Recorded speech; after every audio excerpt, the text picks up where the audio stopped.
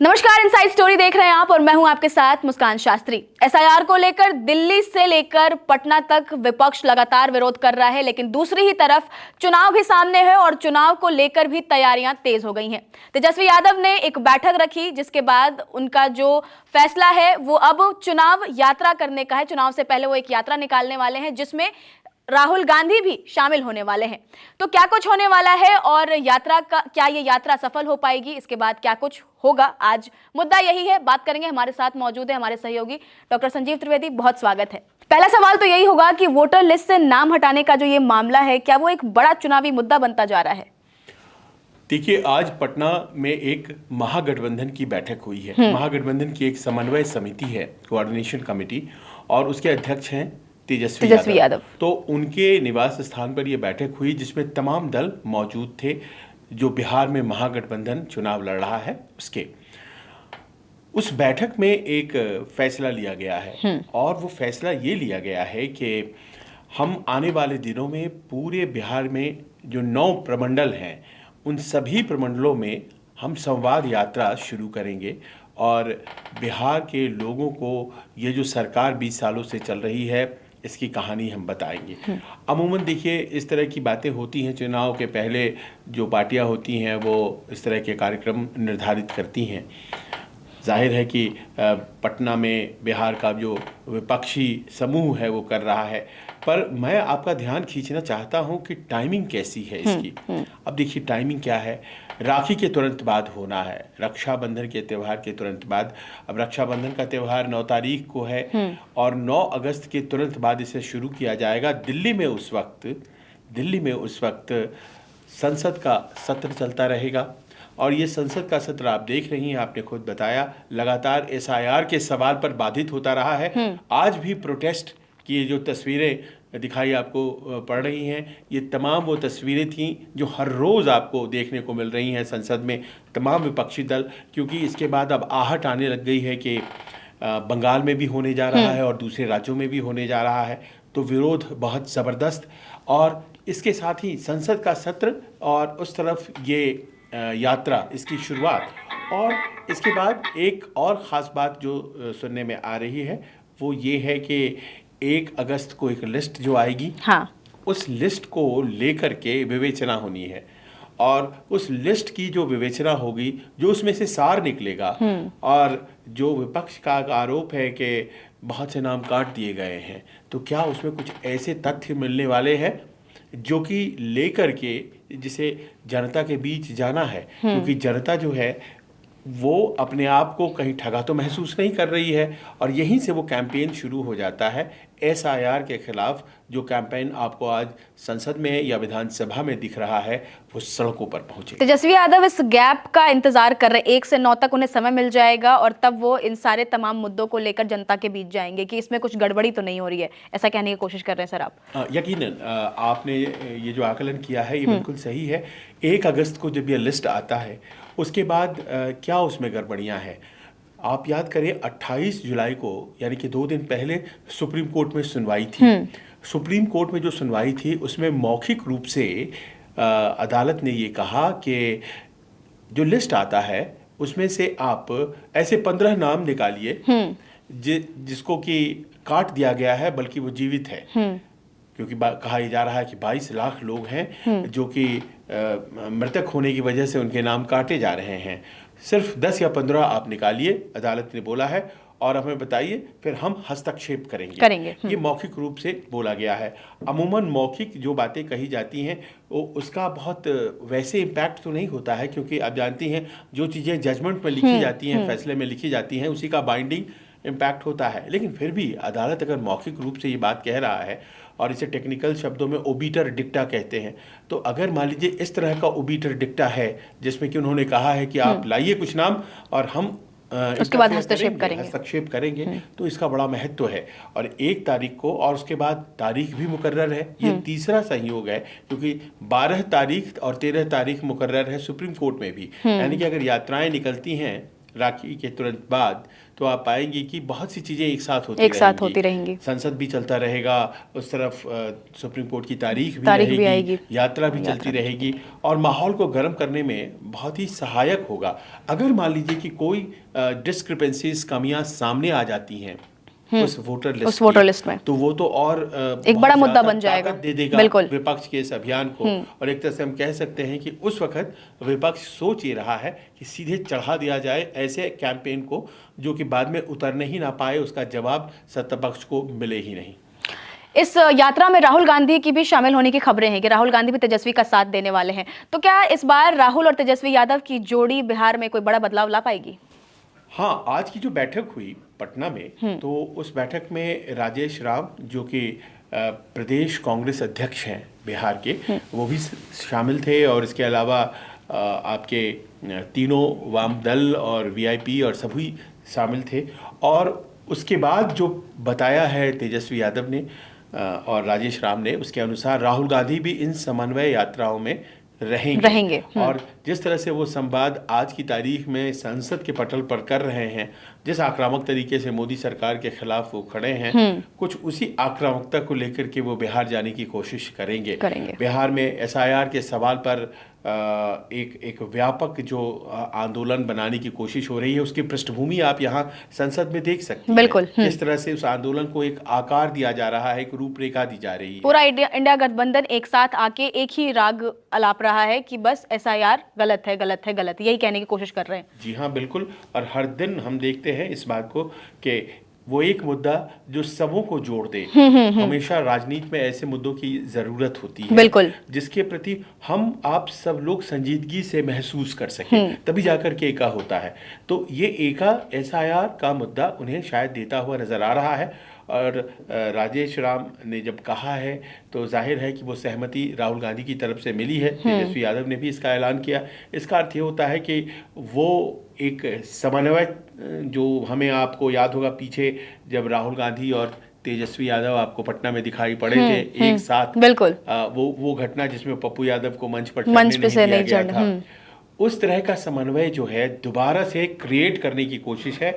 पिछली दफा तो यह खबर ज्यादा आ गई थी कि किन्हें नहीं चढ़ने दिया गया, बिल्कुल। लेकिन इस बार ऐसा लगता है कि उन तमाम चीज़ों को पीछे छोड़ करके एक बड़े मंच, एक बड़े प्लेटफॉर्म की तैयारी की जा रही है। राष्ट्रीय स्तर पर राहुल गांधी का अपना एक अग्रेसिव अंदाज है, राज्य के स्तर पर तेजस्वी यादव का अपना एक अग्रेसिव अंदाज है, और ये दोनों जब मिल जाते हैं तो क्या कोई करामात होगा। उत्तर प्रदेश का एक अनुभव है, उसमें अखिलेश यादव और राहुल मिले थे और ज़बरदस्त तैयारी 2017 में उन्होंने दिखाई थी, उसका व्यापक असर नहीं हुआ था। पर उत्तर प्रदेश है, बिहार है, दोनों की सीमाएं अलग हैं, दोनों की राजनीति अलग है। यहाँ देखना है कि ये इम्पैक्ट क्रिएट कर पाता है या नहीं, क्योंकि कांग्रेस पार्टी आज की तारीख में बहुत से ऐसे वर्गों की पहली पसंद बनती जा रही है जो अभी तक कांग्रेस के बारे में बहुत पॉजिटिव नहीं सोचते थे। और जाहिर है कि अपना एक परिभाषित वोट बैंक है आरजेडी का भी। तो ऐसे में दोनों ताकतें अगर जुड़ती हैं तो क्या एनडीए की जो व्यापक ताकत है, एनडीए की एक बड़ी ताकत है, तभी तो सत्ता में केंद्र और बिहार में है, उसको टक्कर देने में सफल होगी। विपक्ष के तौर पर मुद्दे तो होते हैं, लेकिन उन मुद्दों के दम पर वोट हासिल करना एक बहुत बड़ी चुनौती होती है। और राहुल और तेजस्वी कर पाएंगे क्या, सभी निगाहें इसी ओर होंगी। इस बार अगर राहुल गांधी तेजस्वी यादव के साथ आ रहे हैं तो इससे क्या कांग्रेस को भी कुछ फायदा हो सकता है? देखिए, कांग्रेस पार्टी वैसे पूरे देश में ही आज की स्थिति में ऐसी है कि उसे गेन ही करना है, बहुत लूज कर लिया है उसने। तो अभी इस वक्त वो बहुत कम राज्यों में सत्ता में है, कर्नाटक में, तेलंगाना में और हिमाचल में, और कुछ जगहों पर वो सहयोगी है झारखंड में और जम्मू कश्मीर में। लेकिन इस बार जो लोकसभा के चुनाव हुए और वो पिछले 2 बार से ज़्यादा बेहतर नतीजे लेकर के आए, कहीं 44, कहीं 52 इस तरह से आ रहा था। और लोकसभा में नेता प्रतिपक्ष का पद जो राहुल गांधी को मिला, तो उन्होंने उसका भरपूर उपयोग किया है। जिस तरह से वो फ्रेम टू फ्रेम टक्कर प्रधानमंत्री मोदी को देते नजर आते हैं, तो ऐसा लग रहा है कि कांग्रेस में एक नई ऊर्जा है। मत भूलिए कि कांग्रेस वो पार्टी है जो बिहार में दशकों तक सत्ता में थी, और कांग्रेस को ही हटा करके तेजस्वी की पार्टी आरजेडी उस वक्त आरजेडी तो नहीं थी, जनता दल कहलाती थी। जनता दल सत्ता में आई थी। आज भले ही दोनों दोस्त हैं। और ये भी बहुत आश्चर्य की बात है कि भारतीय जनता पार्टी ने लालू यादव को सत्ता में आने में मदद किया था। 1989-90 का वो दौर जब भारतीय जनता पार्टी, और ये इतिहासों में दर्ज है, मान लीजिए उस वक्त हम लोग उस तरह से सक्रिय भले न थे, लेकिन ये बात तो हकीकत है कि जो इतिहास में दर्ज है वो बहुत कमाल की बात है कि लालू यादव अगर सत्ता में पहली दफ़ा आए तो भारतीय जनता पार्टी की वजह से आए, क्योंकि कांग्रेस सबसे मजबूत पार्टी थी और सब उसके खिलाफ थे। आज जैसे भारतीय जनता पार्टी सबसे मजबूत है और सारी पार्टियां उसके खिलाफ हैं, तो मतलब गैर एनडीए पार्टियां उसके खिलाफ है। कुछ उसी प्रकार का माहौल रहा था, लेकिन कालांतर में चीज़ें बदलती चली गई। आज मित्र हैं और कांग्रेस का वो रुतबा नहीं है, लिहाजा 70 सीटों पर पिछली दफ़ा लड़ी थी, जैसा कि आप जानती हैं। अब 70 सीटें इस बार संभव शायद नहीं लग रही हैं, पर मैं देख पा रहा हूँ कि कांग्रेस भी बहुत निश्चिंत है। उसे नहीं लग रहा है कि अगर उससे 70 से उसे कम लड़ना पड़ा तो उसकी कोई बेइज्जती होगी। वो तैयार है, क्योंकि वो उनके नेता, मैं एक नेता से बात कर रहा था तो उनका ये कहना था कि देखिए, नए अगर सहयोगी आते हैं ना तो हमें अकोमोडेट करना पड़ता है, तो हम अकोमोडेट करने के लिए तैयार हैं। तो कहीं ना कहीं जनता की तरफ से भी वो पॉजिटिविटी कांग्रेस को भी दिख रही है। जहाँ उन्हें लगता है कि बिहार में एक संभावना है। हमेशा एक स्थानीय नेतृत्व वो खोजते हैं कि वो टक्कर दे भारतीय जनता पार्टी को, क्योंकि बहुत से राज्यों में उनकी अपनी स्थिति ऐसी नहीं है कि वो टक्कर दे। और ये कहा भी जाता है कि जहाँ जहाँ कांग्रेस अकेले भारतीय जनता पार्टी को टक्कर देती है, उन राज्यों में भारतीय जनता पार्टी हमेशा जीत जाती है। और उदाहरण भी दिए जाते हैं, जैसे गुजरात, वहाँ सबसे प्रमुख दल भारतीय जनता पार्टी और कांग्रेस है। तो कांग्रेस तो हमेशा जो है वो पिछड़ जाती है। अब इस बार वो कह रही है आम आदमी पार्टी की वजह से हम पिछड़ गए, लेकिन उसके पहले लगातार 1-to-1 फाइट हुए थे और भारतीय जनता पार्टी लगातार दशकों से जीत रही है। मध्य प्रदेश का उदाहरण ले लीजिए, वहाँ भी दो ही प्रमुख दल है, कांग्रेस और बीजेपी। हमेशा से बीजेपी जीत जाती है। उदाहरण ले लीजिए आप राजस्थान का, राजस्थान में ज़्यादातर भारतीय जनता पार्टी सरकार बना लेती है, हालांकि अशोक गहलोत बीच बीच में आते रहते हैं। पर इस तरह से हरियाणा भी आप देख लीजिए, कांग्रेस प्रमुख दल है भारतीय जनता पार्टी के सामने, लेकिन भारतीय जनता पार्टी की सरकार लगातार बन रही है। और इस तरह से आप पाती हैं कि जहाँ जहाँ सीधे सीधे फाइट कांग्रेस और बीजेपी की है, वहां भारतीय जनता पार्टी को फायदा है। लेकिन जहां जहां रीजनल पार्टीज हैं, उन रीजनल पार्टीज ने भारतीय जनता पार्टी को अच्छी खासी टक्कर दे रखी है। जैसे फर्ज करें आप कहाँ, तो पश्चिम बंगाल देख लीजिए, ममता बनर्जी, आप देख लीजिए तमिलनाडु, वहाँ स्टालिन की अपनी ताकत है। अभी हाल तक अरविंद केजरीवाल दिल्ली में टक्कर दे रहे थे, जम्मू कश्मीर में उमर अब्दुल्ला ने टक्कर दिया है। तो इस तरह से एक माहौल जरूर है कि जिसमें रीजनल पार्टीज जो हैं वो बड़ी मजबूत है। अब दो रीजनल पार्टीज हैं हिंदी पट्टी की, जो कि बहुत ही मजबूत मानी जा रही हैं, आरजेडी है और समाजवादी पार्टी। तेजस्वी यादव है, अखिलेश यादव है। इनके साथ फोर्सेस ज्वाइन करके क्या राहुल गांधी भारतीय जनता पार्टी को वो नॉकआउट दे सकते हैं? क्योंकि राष्ट्रीय स्तर पर नेता तो राहुल गांधी ही हैं, बिल्कुल, लेकिन राज्य के स्तर पर इन मजबूत कद्दावर किरदारों के साथ जुड़ करके क्या वो नॉकआउट पंच भारतीय जनता पार्टी को दे सकते हैं? क्योंकि बिहार राज्य एक ऐसी प्रयोग के तौर पर देखी जा रही है जिसमें कि 20 सालों से शासन है, और क्या कोई एंटी इनकम्बेंसी अभी तक नहीं है? क्या इस बार भी एनडीए का जो जलवा है वो कायम रहेगा? ये तमाम ऐसे सवाल हैं। जाहिर है जब राहुल और तेजस्वी वहाँ उतरेंगे तो एक उम्मीद उन गैर एनडीए वोटों को ज़रूर जगेगी जिन्हें ये लगता है कि तमाम ताकतों को एक होना चाहिए, अलग से अगर लड़ेंगे तो कोई फ़ायदा नहीं होगा। लिहाजा एकोमोडेट करने के लिए मुझे कांग्रेस तो नज़र आती है। हो सकता है कि वो 50-55 सीटों पर भी इस बार मान जाए। चुनाव को लेकर इतनी सारी बातें और इतनी सारी अटकलें सामने आ रही हैं, इसी बीच मुकेश सहनी को लेकर भी कई बातें सामने आ रही हैं, उसमें क्या सच्चाई और क्या चीज़ें? जी हाँ, बिल्कुल आपने ये सही बात कही कि मुकेश सहनी का जो राजनीतिक आचरण है वो बड़ा डाउटफुल होता जा रहा है। देखिए आज बैठक पेच फंसता नजर आ रहा है। आज बैठक थी पटना में, महागठबंधन की बैठक थी, वो दिल्ली चले आए, वो बैठक में गए ही नहीं। अभी इतनी क्रूशियल बैठक जिसमें आने वाले दिनों की प्लानिंग हुई कि कैसे यात्रा निकालनी है। बिल्कुल, और हालांकि तेजस्वी के साथ भी देखे जाते हैं वो हमेशा, लेकिन वो पटना चले आए और अपने प्रतिनिधि को उन्होंने बैठक में भेज दिया। पहली की बैठकों में वो खुद रहा करते थे, अब उनकी एक नाराजगी चल रही है, और वो नाराजगी यह है कि वो कहते हैं कि हमें 60 सीट दो, 60 सीट माफ करें, और हमें उप मुख्यमंत्री का पद भी दो, वो घोषित कर दीजिए आप। अब मैं पिछले दिनों किन्हीं से पूछ रहा था तो वो कह रहे थे कि हम घोषित तौर पर तो कोई मुख्यमंत्री उप मुख्यमंत्री का पद नहीं रखने जा रहे हैं। हाँ, ये ज़रूर है कि मुख्यमंत्री के चेहरे के तौर पर तेजस्वी रहेंगे, पर उप मुख्यमंत्री तो आप एक बनाओ, दो बनाओ, वो सब चुनाव बाद हम डिसाइड करेंगे। वो थोड़ी उनको नाराज़गी हो रही है। इसी बीच एनडीए वाले उनको बुला रहे हैं। संतोष सुमन नेता हैं नीतीश सरकार में, वो जीतन राम मांझी केंद्रीय मंत्री के बेटे हैं। अभी उन्होंने कहा है कि आपको 60 सीट नहीं देंगे महागठबंधन वाले, आप हमारी तरफ आ जाइए। और पिछली बार का वो पूरी कहानी आपको वाकया याद होगा, जब तेजस्वी के साथ थे वो आखिर दिन तक, और आखिर में जब सीटों की घोषणा हो रही थी तेजस्वी के साथ वो प्रेस कॉन्फ्रेंस कर रहे थे, अचानक प्रेस कॉन्फ्रेंस से खड़े हो गए और उन्होंने कहा मेरे साथ विश्वासघात हुआ है, और वोट करके प्रेस कॉन्फ्रेंस से बॉयकॉट करते हुए चले गए। और बाद में अमित शाह से उनकी मुलाकात होती है और वो एनडीए के हिस्सा हो गए, और फिर एनडीए से उन्होंने चुनाव लड़ा, 4 सीटें जीती, वो चारों के चारों भारतीय जनता पार्टी में चले गए। तो उसकी नाराज़गी ही थी जो वापस वो इस तरफ आ गए थे। लेकिन अब उनके हाव भाव से मुझे फिर से लगने लगा है कि कहीं ऐसा तो नहीं है कि एनडीए से उनकी कोई बातचीत चल रही है। लेकिन एक बार फिर ऐसा जिस तरीके की हरकतें सामने आ रही हैं और जिस तरह की चीज़ें सामने आ रही हैं, उसमें ये पेच फंसता नजर आ रहा है कि क्या तेजस्वी फिर से मात खा सकते हैं इनकी वजह से? देखिए, तेजस्वी यादव आज की तारीख में एक नए गठबंधन को गढ़ने की कोशिश कर रहे हैं, जिसमें एमवाई के अलावा उनके पास कुशवाहा समाज के वोट आए, उसके अलावा ईबीसीज में ख़ासतौर पर अति पिछड़ा में कुछ और समाज हैं जिनको वो बार बार, कभी वो बढ़ई समाज के साथ बैठक करते हैं, कभी वो धोबी समाज के साथ बैठक करते हैं।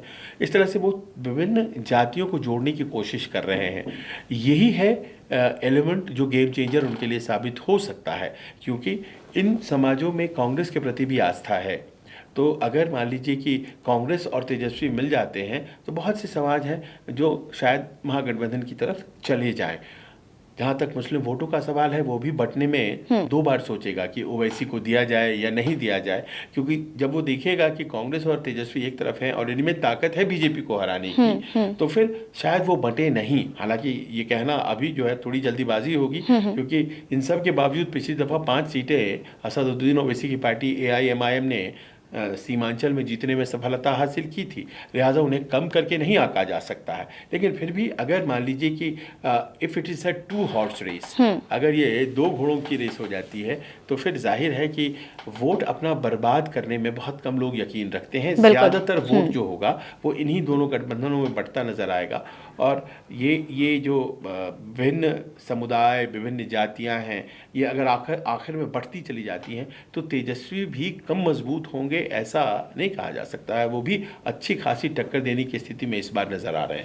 महागठबंधन की जो यात्रा है, जो तेजस्वी यादव जिस यात्रा को प्लान कर रहे हैं, वो चुनावी तौर पर कितना निर्णायक साबित हो सकता है? देखिए, महागठबंधन की इस यात्रा में प्लानिंग ये है कि सबसे पहले तो ये जो SIR का सवाल है कि वोट बंदी हो गई जी, हमारे वोट्स काट लिए गए हैं और 65 लाख वोट काटे गए हैं, तो ये बताया जाएगा लोगों को, और उस वक्त तक कोशिश की जाएगी कि निकाले कि भाई किनका किनका वोट कट गया है। दूसरा, ये बताया जाएगा कि 70,000 करोड़ का घोटाला हुआ है। अभी पीछे CAG की एक रिपोर्ट आई है, बिल्कुल। और उस रिपोर्ट में कहा यह गया है कि जो उपयोगिता प्रमाण पत्र होता है, मान लीजिए कि कोई योजना में आवंटन हुआ, सरकार ने पैसे दिए, तो सरकार ने जिसको भी पैसे दिए, जिस विभाग को भी, उसको ये बताना पड़ता है कि इस योजना पे हमने इतना खर्च किया, ये उपयोगिता की इसकी, और इसका प्रमाण पत्र ये है। वो वापस करते हैं और फिर वो चला जाता है ऑडिटर, यानी कि लोग जो लेखा होता है, यानी कि अकाउंट कीपिंग होता है, वहाँ पर जाकर के वो पत्र जाता है और बताता है कि भाई हाँ, इसमें सचमुच का खर्च हुआ है। फिर बाद में वो समिति जांच करती है, कॉम्प्ट्रोलर, ऑडिटर जनरल, उसके लिए बड़े पद होते हैं, और AG साहब होते हैं बिहार में, अकाउंटेंट जनरल या किसी भी राज्य में, जिनके पास ये जानकारियां पहुंचनी ही चाहिए। तो पाया ये गया है कि 70,000 करोड़ का आवंटन तो हो गया, लेकिन उसका उपयोगिता प्रमाण पत्र जो है वो वापस आया नहीं। तो तेजस्वी इसे बार बार घोटाला कह रहे हैं। हालांकि इसमें भी एक कैच है, और कैच वो ये है कि जो पैसे आवंटित हुए थे वो सिर्फ और सिर्फ नीतीश कुमार और बीजेपी के कार्यकाल के नहीं है। उस दौरान जब तेजस्वी उप मुख्यमंत्री थे, उसका भी 14-15 हज़ार करोड़ रुपए 16-17 का है, 2016-2017 के दौर का, उस वक्त के भी पैसे हैं, जबकि जिसका कि उपयोगिता प्रमाण पत्र नहीं आया है। और फिर से दोबारा से जब 2022 से 2024 के बीच तेजस्वी यादव बने थे उप मुख्यमंत्री, उस वक्त भी जो पैसे आवंटित हुए थे उसकी भी एक राशि है कुछ हज़ार करोड़ रुपए की, जिसका भी उपयोगिता प्रमाण पत्र नहीं है। इसका अर्थ ये हो जाता है कि इस मामले में सभी के सब जो है मिले जुले हैं। बिल्कुल, लेंस में सबके ऊपर ये सवाल उठेगा, अकेले भारतीय जनता पार्टी या अकेले नीतीश कुमार पर या अकेले तेजस्वी यादव पर नहीं सवाल उठेगा। लिहाजा जब तेजस्वी उठा रहे हैं ये सवाल तो मेरी समझ में थोड़ा कम आ रहा है, क्योंकि उनके भी कार्यकाल के पैसे हैं जिनका रिपोर्ट नहीं आया। तो क्या ये नैरेटिव चेंज करना, चुनावी तौर पर ये नैरेटिव चेंज करने की एक कोशिश है? देखिए मुद्दे हो गए ना, जैसे SIR की बात की, बिल्कुल, ये जो 70,000 करोड़ CAG घोटाला, ये भी एक मुद्दा है, जा रहा है। बिल्कुल। फिर लॉ एंड ऑर्डर की समस्या, किस तरह से वहाँ पर लगातार हत्याएं हो रही हैं। अभी तो थोड़ा थमा हुआ है, लेकिन बीच में तो एकदम लगातार हो रही थी। तो कहा यह जा रहा है कि इन सब मुद्दों को लेकर जनता के पास जाकर के एक जो वैचारिक बदलाव है लोगों के बीच, वो लाने की कोशिश की जाएगी। कहीं ऐसा तो नहीं है कि मानसिक रूप से अभ्यस्त हो गए हैं लोग बाग, कहीं ऐसा तो नहीं है कि जो योजनाएं हैं नीतीश कुमार की। अब देखिए महिलाओं का ही मामला अगर आप लें तो 35% आरक्षण अभी कर दिया गया। इतना ही नहीं, ये भी तय कर दिया गया है कि आने वाले दिनों में करीब 30,000 नौकरियां सिर्फ महिलाओं के लिए आएंगी। तो आप ये देखिए कि महिलाओं का वोट बैंक अगर सीधे एनडीए की तरफ जाता है तो उसकी कुछ वजहें हैं। तो कैसे उन्हें कन्विंस कर दिया जाए, उनके पास क्या क्या रोड मैप उन्होंने तय किया है। और ख़ास तौर पर आप देखती हैं आरजेडी को महिलाओं के वोट ज़रा कम मिलते हैं। उनकी जाति विशेष के तो मिल जाते हैं, लेकिन दिमाग में वो एक इमेज है कि जंगल राज, और बार बार इसी बात को दोहराया जाता है, जिसकी वजह से महिलाएं थोड़ी सी हिचकती हैं उनको वोट देने में। तो अब इन सब चीज़ों को लेकर के, क्योंकि ये सब चुनौतियां हैं, चुनावी चुनौतियां हैं, इसीलिए बाहर जाया जा रहा है। अभी नीतीश कुमार भी बाहर निकल गए हैं, हालांकि उनके स्वास्थ्य के बारे में बहुत तरह की बातें की जाती हैं, पर वो दौरा कर रहे हैं और वो घूम रहे हैं। आज जैसे वो जहानाबाद में थे, बयावर की पहाड़ियों में चले गए थे, और वहाँ पर कैसे पर्यटन बेहतर हो सकता है सुनिश्चित करने के लिए उन्होंने अधिकारियों को निर्देश भी दिए। तो इस तरह से वो घूम रहे हैं। तो जब सरकार घूम रही है तो जाहिर है विपक्ष को भी घूमना चाहिए। बिल्कुल, इसी क्रम में ये यात्रा प्लान हुई। इस यात्रा से बीजेपी सरकार को नुकसान हो सकता है क्या? देखिए, इस यात्रा से विपक्ष की तैयारियां पुख्ता होंगी, और अगर आप देखें कि विपक्ष की तैयारियां पुख्ता है तो जाहिर है कि चुनौती तो होगी सत्ता पक्ष। बिल्कुल, क्योंकि नुकसान उसे अभी न भी बुलाएं तो एक चुनौती मजबूत होती दिखाई पड़ रही है। और अभी तक सीटों का बंटवारा नहीं हुआ है, वो चाहे विपक्ष में कह लीजिए, सत्ता पक्ष में कह लीजिए, लेकिन मुझे विपक्ष में जो सीटों का बंटवारा है वो थोड़ा आसान नजर आता है अगर मुकेश सहनी वाली बात को साइड रखें तो। बिल्कुल, करीब सबों को पता है कि हमें कितनी सीटों पर लड़ना है। लेकिन यहीं दूसरी तरफ एनडीए के अंदर बड़ा घमासान है। मैं संजय झा जो कि वर्किंग प्रेसिडेंट हैं, उनकी बातें सुन रहा था। अभी उन्होंने प्रेस को कहा है कि हमारा गठबंधन तो देखिए भारतीय जनता पार्टी के साथ है। अब भारतीय जनता पार्टी का किसके साथ गठबंधन है ये हमें इससे मतलब नहीं है। वो आप सोचिए, वो अपने ही सहयोगियों के बारे में कह रहे हैं, चाहे वो सहयोगी चाहे वो जीतन राम मांझी की पार्टी हो, चिराग पासवान की पार्टी हो, उपेंद्र कुशवाहा की पार्टी हो। तो इस तरह से उनका कहना ये साबित करता है कि ऑल इज नॉट वेल, कहीं ना कहीं थोड़ी कमियां हैं, आपस में थोड़ी खींचतान है, और इसे आयरन आउट किया जाना बाकी है। तो ये एक चुनौती भी है अगर महागठबंधन सीटों की घोषणा पहले कर देती है। तीसरी सबसे बड़ी बात यह है कि जो फ्रिंज प्लेयर्स हैं, जो न्यू प्लेयर्स हैं, जैसे प्रशांत किशोर उसमें सबसे बड़ा नाम है, उनका इम्पैक्ट क्या रहने वाला है, क्योंकि वो इम्पैक्ट जो है वो नतीजों को प्रभावित करेगा। 4-4, 5-5 हजार से भी कई सीटों पर हार जीत होती है, और अगर ये वोट कटते हैं और किसी की जीत होती है तो किसके कटते हैं? क्या वो आरजेडी के कटने वाले हैं, क्या वो एनडीए के कटने वाले हैं? तमाम ऐसे प्रश्न हैं। लिहाजा दो फ्रंट्स पे चुनौतियां हैं, एक विपक्ष को लेकर के भी और एक नए प्लेयर्स को लेकर के भी, और ये एनडीए जो है इसको फील कर रहा है। बहुत बहुत धन्यवाद तमाम जानकारी के लिए। तो अब देखना होगा कि तेजस्वी और राहुल की जोड़ी इस बार बिहार में क्या बड़ा बदलाव लाती है, और इस यात्रा का क्या कुछ निष्कर्ष निकलने वाला है वो तो आने वाले समय में ही पता चलेगा। फिलहाल इनसाइड स्टोरी में इतना ही।